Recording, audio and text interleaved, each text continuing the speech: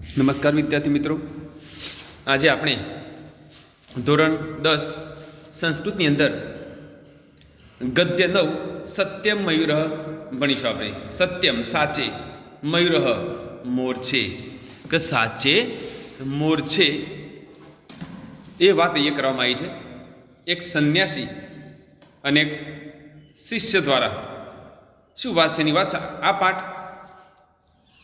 ભગવદ જુક્યમ નામના પ્રહસનમાંથી લેવામાં આવેલો.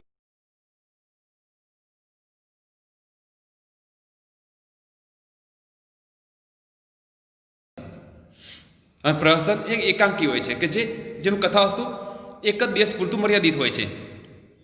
સંસ્કૃત સાહિત્યમાં આવા અનેક પ્રહસનો રચાયેલા છે કે જેનું કથાવસ્તુ માત્ર એક જ દેશ પૂરતું મર્યાદિત હોય.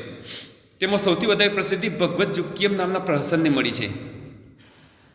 તેથી સૌથી પ્રાચીન હોવાના કારણે તેના ચોક્કસ પુરાવા નથી કે આના રચયિતા આ છે. કેટલાક વિદ્વાનોના મતે આના રચયિતા બોધાયન નામના કવિ છે એવું માને છે.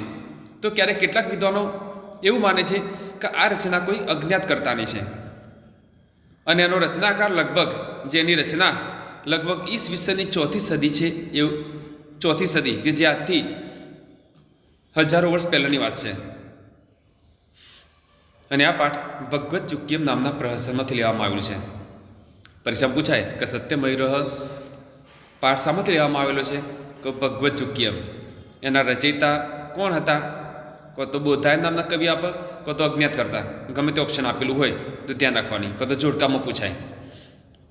તો અહીંયા આ પાઠની એક વાત છે કે ગરીબ પરિવારમાં જન્મેલો એક સાંડિલ્ય સરળતાથી ખાવાનું મળી રહે એવી આશાથી પોતે ઘર છોડી દે છે અને ત્યાર પછી પોતે બૌદ્ધ સાધુ બની જાય છે.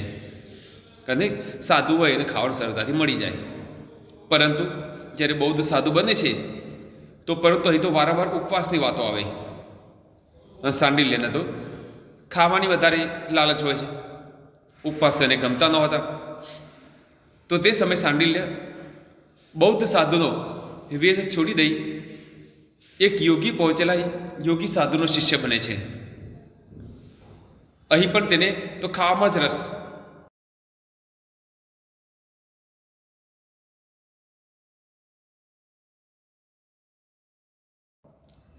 અને જે મળે તે ખાવાનું. અહીંયા પણ પરિશ્રમની વાતો હોય છે. તેના ગુરુ સત્યને માત્ર ને માત્ર ભણવાની વાતો કરતા હોય છે. તો આ સમય દરમિયાન ગુરુ શિષ્ય એક દિવસ પોતે ભિક્ષા માગવા માટે નીકળે છે. તો એક ગામમાં, નગરમાં પોતે સમય કરતાં વહેલા ત્યાં પહોંચી જાય છે. અને આ સમય દરમિયાન જે ગુરુ અને શિષ્ય વચ્ચે જે સંવાદ ચાલે છે, શું બંને વચ્ચેની જે ચર્ચા થાય છે ભણવા વિશેની, અને ગુરુ તેને શિષ્યને શું ઉપદેશ આપે છે, ભણવાથી શું લાભ થશે. પેલો શિષ્ય સાંડી લે, તેને ભણવું નથી એટલે કે ભણવાથી શું થશે, ભણવાનો શું અર્થ, આવી વાતો કરે છે. તો ગુરુ તેને સરળતાથી સમજાવે છે કે ભણવાનો શું અર્થ છે, ભણવાથી શું પ્રાપ્ત થાય છે, કે ભણ્યા વગર વિદ્યા પ્રાપ્ત થતી નથી અને ભણ્યા વગર ચોક્કસ સુખ પણ પ્રાપ્ત થતું નથી. એની વાત કારણ કે કહે છે કે ધર્મ, અર્થ અને મોક્ષની પ્રાપ્તિ માટે કે વિદ્યાભ્યાસ જરૂરી છે. એ વાત એ તેને ગુરુ સાંડિલ્યને સમજાવે છે કે ભણવાનો શું અર્થ છે. આપણે પણ એવું વિચારીએ કે ભણવાથી શું થવાનું છે. એ વાત આ પાઠમાંથી આપણે શીખવાનું છે કે ભણવાથી શું થશે, ભણવાનો શું અર્થ છે. એ વાત એ ટૂંકમાં ગુરુ શિષ્યને સમજાવે છે. તો અહીંયા સંન્યાસી અને સાંડિલ્ય વચ્ચે શું સંવાદ ચાલે છે, પોતે એકબીજા વચ્ચે કયા પ્રકારના પ્રશ્નો થાય છે અને પ્રશ્ન ઉત્તર કેવો સરળતાથી, તે આપણને પણ એક સમજાય છે કે ભણવાથી શું થશે એની વાત એ ટૂંકમાં છે. જોઈએ આપણે. સાંડિલ્ય ભો ભગવાન ઈદમ ઉદ્યાનમ.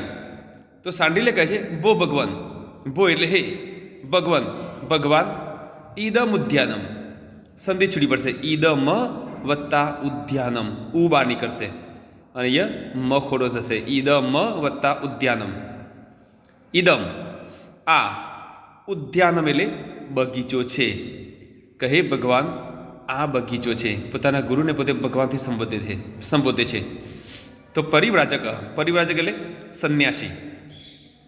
સંન્યાસી કહે છે પ્રવિશ અગ્રતઃ, અગ્રતઃ એટલે આગળથી. પ્રવેશ, પ્રવેશ કર કે છે આગળથી પ્રવેશ કર એટલે કે તું પહેલા પ્રવેશ કર એમ કહેવા માંગે છે. આગળથી પ્રવેશ કર તો સાંડિલ્ય કહે છે ભગવાન એવ પુરતઃ પ્રવિશતુ.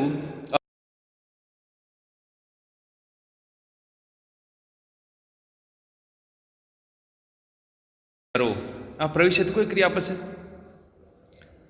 એ આપણે 9માં હતા, 10માં મેં લખાયેલા છે. આજ્ઞાર્થ પરસ્મૈપદી અન્ય પુરુષ એકવચન. આની, આવ, આમ, હિ, તમ, ત અને તું, તામંતુ. અહીંયા તું પ્રત્યે લાગેલું છે એટલે આજ્ઞાર્થ પરસ્મૈપદી અન્ય પુરુષ એકવચન. ધ્યાન રાખજો ખાસ. ભગવાન જ પુરતઃ એટલે પહેલા, પ્રવિશતુ પ્રવેશ કરો. અહીંયા આપણે પહેલાના અર્થમાં લઈશું પુરતઃનું. ભગવાન જ પહેલા પ્રવેશ કરો. અહમ પૃષ્ઠતઃ પ્રવિશામી. અહમ હું પૃષ્ઠતઃ પાછળથી, પૃષ્ઠતઃ એટલે પાછળથી, પ્રવિશામી પ્રવેશ કરું છું. પ્રવિશામી પણ ક્રિયાપદ થાય, મી પ્રત્યે લાગ્યું છે. વર્તમાન કા પરસ્મૈપદી ઉત્તમ પુરુષ એક વચન મી વહમહ. તો પરિવ્રાજક કિમ અર્થમ, શા માટે? સાંડિલ્ય કહે છે કે ભગવાન જ પહેલા પ્રવેશ કરો, હું પાછળથી પ્રવેશ કરું છું. તો સંન્યાસ કહે છે શા માટે? તો સાંડિલ્ય કહે છે પૌરાણિક્ય મમ માતુઃ શ્રુતમ અશોક પલ્લવાંતર નિરુદ્ધો વાગ્રહ પ્રતિવસતિ તત ભગવાનેવ પુરતઃ પ્રવિશતુ અહમ પૃષ્ઠતઃ પ્રવિશામી. પૌરાણિક્ય પુરાણો જાણનારી. પૌરાણિક્યનો શું લઈશું આપણે? પુરાણો જાણનારી. મમ મારી, માતુઃ માતા પાસેથી, શ્રુતમ શ્રુતમ એટલે સાંભળ્યું છે. પુરાણો જાણનારી મારી માતા પાસેથી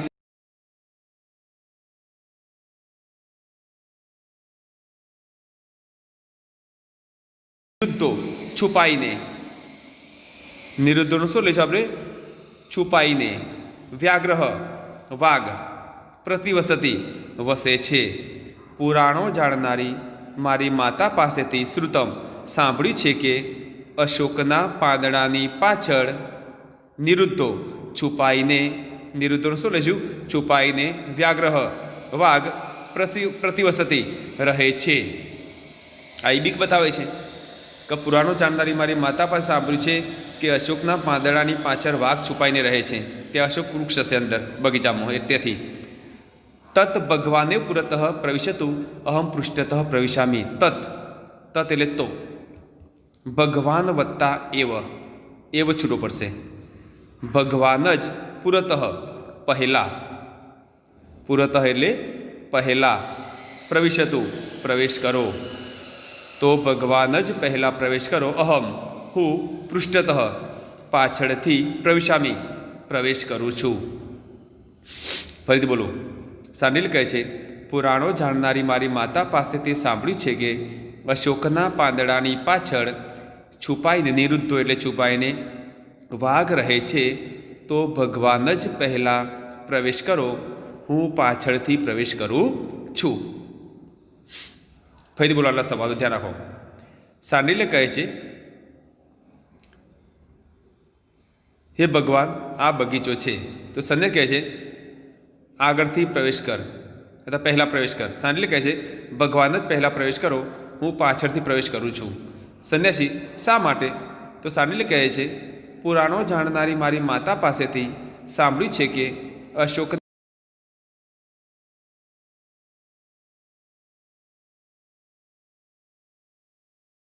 કરું છું. ત્યાર પછી આગળ દરેક વિધાન ચોપડી જો પોતાની સાથે રાખશે મારી સાથે આ રીતે એટલે ખબર પડે. તો પરિવ્રાજક સંન્યાસી કહે છે, સંન્યાસી કહે છે બરોબર, બાઢમ, બાઢમ એટલે ભલે, ભલે પ્રવિશતિ પ્રવેશે છે. બાઢમ એટલે ભલે પ્રવેશે છે. તતઃ પ્રવિશતિ સાંડિલ્ય, તતઃ પછી, પ્રવિશતિ પ્રવેશે છે, પણ એ પહેલાં કયું લઈશું આપણે? સાંડિલ્ય, પછી સાંડિલ્ય પ્રવેશે છે. સાંડિલ્ય અવિહા, અવિહા એટલે અરે રે, અરે રે. વ્યાઘ્રેણ વાગે ગૃહિતઃ વત્તા અસ્મિ, તોનો તહ થશે અને ડ પ્રકારના અક્ષર શું થશે? અ. હવે આપણે એન્ડ પાઠમાં આવી ગયા છીએ એટલે દરેક સંધિ આપણને આવડતી હોવી જોઈએ. વાગે મને ગૃહિતઃ પકડ્યો છે, અસ્મિ એટલે છે. ક અરે રે, અરે રે વાગે મને પકડ્યો છે. વ્યાઘ્ર મુખાત વાઘના મુખમાંથી મામ મને મોચયથ છોડાવો, વાઘના મુખમાંથી મને છોડાવો. અનાથ ઇવ અનાથની જેમ. વ્યાઘ્રેણ વાઘ ખાદિતઃ અસ્મિ ખાઈ રહ્યો છે, અનાથની જેમ વાઘ મને ખાઈ રહ્યો છે તે લખવાનો અનુવાદ. અનાથની જેમ વાઘ મને ખાઈ રહ્યો છે. ઈદ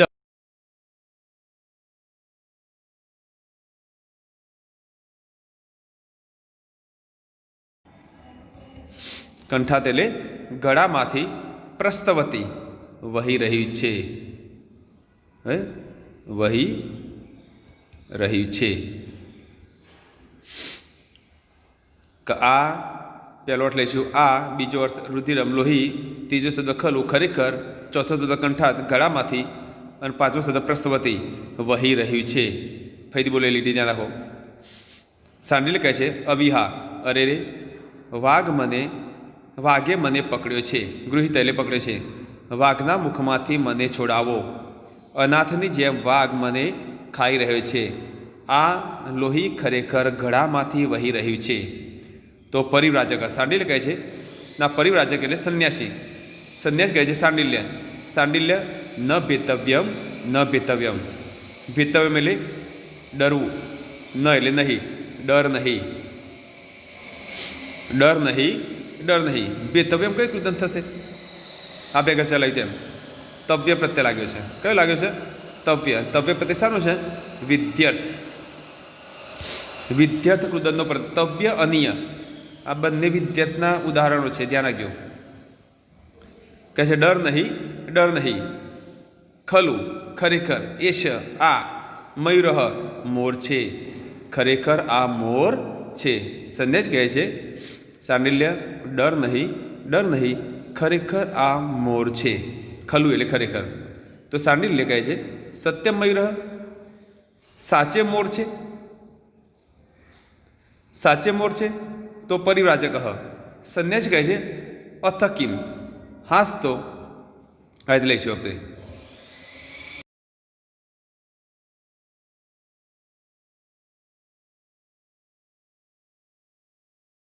સત્યમ મયુરઃ સાચે મોર છે. શું કહે છે? સાચે મોર છે. તો સાંડિલ્ય કહે છે યદિ મયુરઃ ઉદ્ઘાટયામી અક્ષિણી, યદિ જો મયુરઃ મોર હોય તો, અક્ષિણી એટલે આંખો, ઉદ્ઘાટયામી ઉગાડું છું. બરાબર? ઉદ્ઘાટયામી એટલે ઉગાડું છું, ખોલું છું. જો મોર હોય તો આંખો ખોલું છું. ઉદ્ઘાટયામી એટલે ખોલું છું, તો ઉગાડું છું. ઉદ્ઘાટન કરવું છે એવું ના લગતા પાછા, અને હવે ઉદ્ઘાટન કરી દેવો પાછા, એ ધ્યાન જ ખાસ. જો મોર હોય તો આંખો ઉગાડું છું. પરિવ્રાજક છંદતઃ, છંદતનો શું લઈશું? ભલે. અભિતા સાંડિલ્ય કહે છે અભિતા અરે રે. અભિહાનો અર્થ પણ અરે રે થશે, અને અભિધાનો પણ શું થશે? અરે રે. દાસ્યા પુત્રો વ્યાઘ્રો મદભયન મયુર રૂપમ ગૃહીત્વા પલાયતે. અરે રે દાસ્યા પુત્રો હો, દાસ્યા પુત્રો દાસી પુત્ર, વ્યાઘ્રો વાઘ, મદભયન સંધિ ચૂરી પડશે, મત વત્તા ભયન. મત એટલે મારા ભયને, મત એટલે મારા ભયન, ભયને લીધે મયુર રૂપમ મોરનું રૂપ ગૃહિત્વા લઈને, ગૃહિત્વા કયું કૃદંત થશે? ત્વા પ્રત્યે લાગ્યો. કયો લાગ્યો? ત્વા. અને ત્વા પ્રત્યે શાનો છે? સંબંધક ભૂત કૃદંત. ત્વા, તિય અને ય એ શાના પ્રત્યે છે? સંબંધક ભૂત કૃદંતના છે.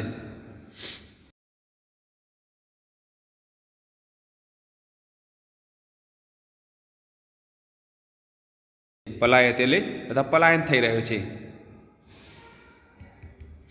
ભાગી રહ્યો છે અથવા તો પલાયન થઈ રહ્યો છે. હી એ પણ ગુજરાતીમાં એમ લખી દેવાનું આપણે.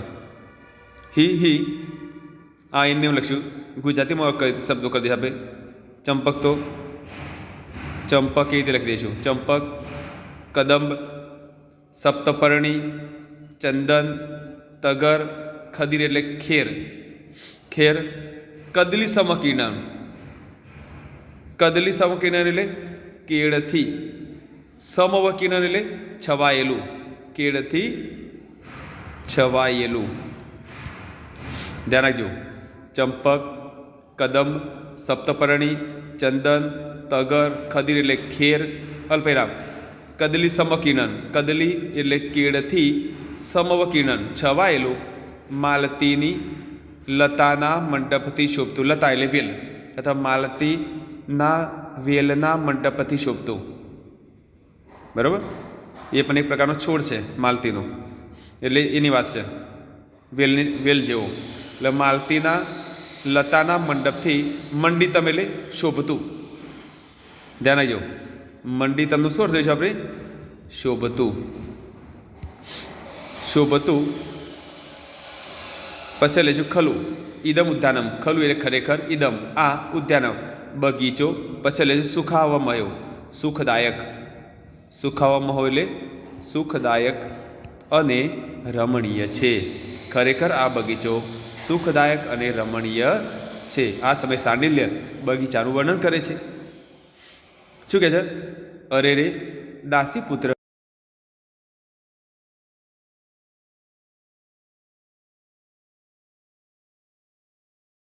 ચંદન, તગર, ખેર અને કેળથી છવાયેલું, માલતીના વેલના મંડપથી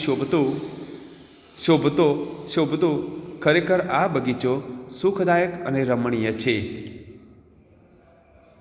તો પરિવ્રાજક સંન્યાસ કહે છે મૂર્ખ ક્ષણે ક્ષણે ક્ષીયમાને શરીરે કિમ તે રમણીયમ. ક્ષણે પ્રત્યેક ક્ષણે અથવા બંને ક્ષણે લખશો તો પણ ક્ષણે અથવા તો પ્રત્યેક ક્ષણે ક્ષીયમાણે ક્ષીણ થતા. ક્ષીયમાણે શું લઈશું આપણે? ક્ષીણ થતા શરીરમાં તે તને કિમ શું રમણીય લાગે છે. કે મૂર્ખ ક્ષણે ક્ષીણ થતા શરીરમાં તને શું રમણીય લાગે છે? આગચ્છ વત્સ આવ પુત્ર, તાવત પઠ. તાવત એટલે પહેલા. તાવતનો શું લઈશું આપણે? પહેલા. અને પઠ એટલે ભણ. પહેલા ભણ. આ તમે પરીક્ષામાં પઠ ક્રિયાપદ પૂછાય તો શું લખશે? તે પઠ શબ્દ કોઈ પ્રકાર પ્રત્યે લાગેલો નથી, એટલે વિદ્યાર્થ મધ્યમ પુરુષ એક વચન. આની આમ હી એટલે પ્રત્યય નથી. હી તમત હી શું બતાવે છે? નહીં, કે ત્યાં પ્રત્યય નથી. એટલે આજ્ઞાર્થ પરસ્મયપદી મધ્યમ પુરુષ એક વચન. કોઈ પણ જાતનો આવો શબ્દ આપણે લીખ, પઠ, રચ આપેલું હોય એટલું સિંગલ, તો એ આજ્ઞાર્થ પરસ્મયપદી મધ્યમ પુરુષ એક વચન થશે. પહેલા ભણ. સંન્યાસ કહે છે મૂર્ખ ક્ષણે ક્ષીણ થતા શરીરમાં તને શું રમણીય લાગે છે? આવ પુત્ર પહેલા ભણ. તો સાંડિલ કહે છે ન તાવત પઠિષ્યામિ. તાવત એટલે તો. અહીંયા તો ના પડે. હું તો ન એટલે નહીં.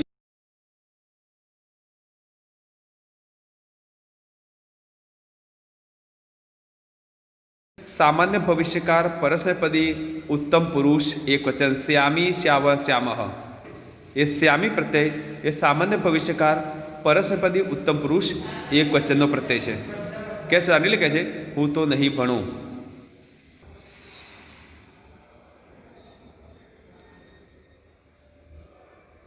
ત્યાર પછી આગળ આપણે જોઈશું કે હું તો પહેલા ભણવાનો અર્થ જાણવા ઈચ્છું છું.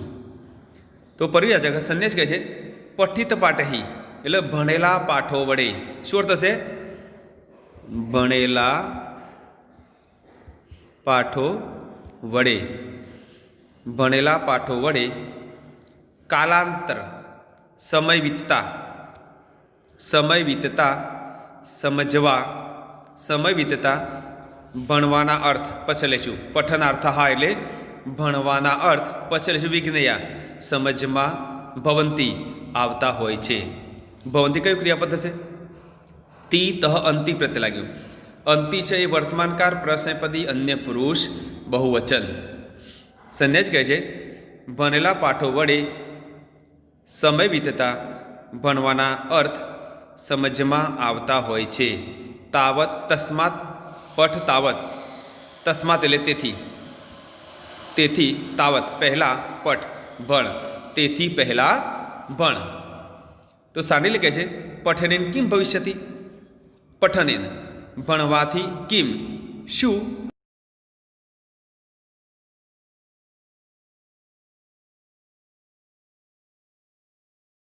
અને જ્યારે ભવિષ્યતિ હોય તો એ સામાન્ય બહિષ્કારમાં જશે. સ્યતિ શત શંતિ સામાન્ય બહિષ્કાર પરસ્મૈપદી અન્ય પુરુષ એક વચન. કે ભણવાથી શું થશે? આપણે બધાને પણ એવું હોય. તો સંન્યાસી કહે છે શૃણુ સાંભળ પઠનેન વિના ન પ્રાપ્તતે વિદ્યા. પઠનેન ભણ્યા વિના વગર વિદ્યા ન પ્રાપ્યતે પ્રાપ્ત થતી નથી. કે ભણ્યા વગર વિદ્યા પ્રાપ્ત થતી નથી. ન વિદ્યા વિના સૌખ્યમ નરાણામ જાયતે ધ્રુવમ અતો ધર્માર્થ મોક્ષેભ્ય વિદ્યાભ્યાસમ સમાચરેત.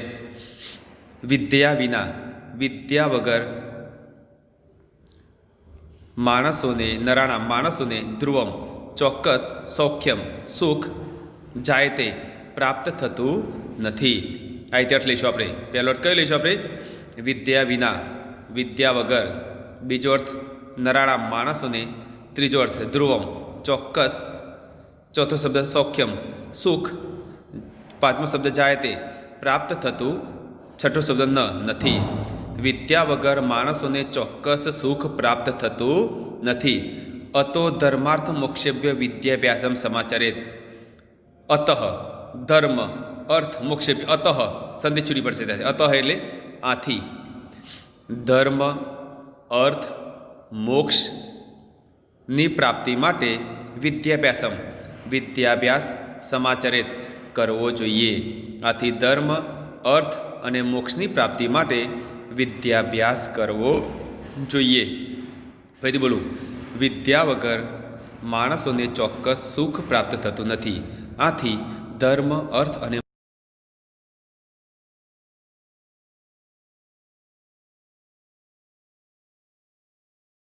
પેજનું ફરીથી પાછળ બોલું ત્યાર વખત વિદ્યાર્થી. સંન્યાસી કહે છે ભલે પ્રવેશે છે. પછી સાંડિલ્ય પ્રવેશે છે. સાંડિલ્ય અરે રે વાઘે મને પકડ્યો છે. વાઘના મુખમાંથી મને છોડાવો. અનાથની જેમ વાઘ મને ખાઈ રહ્યો છે. આ લોહી ખરેખર ગળામાંથી વહી રહ્યું છે. સંન્યાસી સાંડિલ્ય ડર નહીં ખરેખર આ મોર છે. સાંડિલ્ય સાચે મોર છે? તો સંન્યાસી કહે છે હાસ તો સાચે મોર છે. તો કહે છે સાંડિલ્ય કહે છે જો મોર હોય તો આંખો ઉગાડું છું. તો સંન્યાસી કહે છે ભલે. સાંડિલ્ય અરે રે દાસીપુત્ર વાઘ મારા ભયને લીધે મોરનું રૂપ લઈને ભાગી રહ્યો છે. હી ચંપક કદમ સપ્તપર્ણી ચંદન તગર ખેર અને કીડથી છવાયેલું માલતીના વેલના મંડપથી શોભતું ખરેખર આ બગીચો સુખદાયક અને રમણીય છે. સંન્યાસ કહે છે મૂર્ખ ક્ષણે ક્ષીણ થતા શરીરમાં તને શું રમણીય લાગે છે? આવ પુત્ર પહેલાં ભણ. તો સંન્યાસી હું તો નહીં ભણું. તો સંન્યાસ કહે છે શા માટે? તો સાંડિલ્ય કહે છે પહેલાં ભણવાનો અર્થ જાણવા ઈચ્છું છું. તો સંન્યાસ કહે છે ભણેલા પાઠો વડે સમય વીતતા ભણવાના અર્થ સમજમાં આવતા હોય છે. તેથી પહેલાં ભણ. તો સાંડિલ્ય અહીંયા ધ્યાન રાખજો ખાસ. તેથી પહેલાં ભણ. તો સાંડિલ્ય ભણવાથી શું થશે? તો સંન્યાસી સાંભળ ભણ્યા વગર વિદ્યા પ્રાપ્ત થતી નથી. વિદ્યા વગર માણસોને ચોક્કસ સુખ પ્રાપ્ત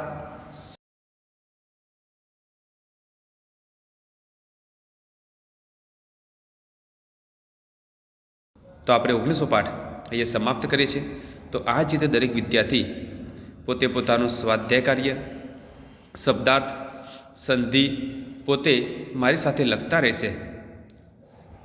શબ્દાર્થ, સંધિ, અનુવાદ લખશે. ત્યાર પછી આ સ્વાધ્યાય કાર્ય પોતાની તે મોઢે લખવાનો પ્રયત્ન કરશે.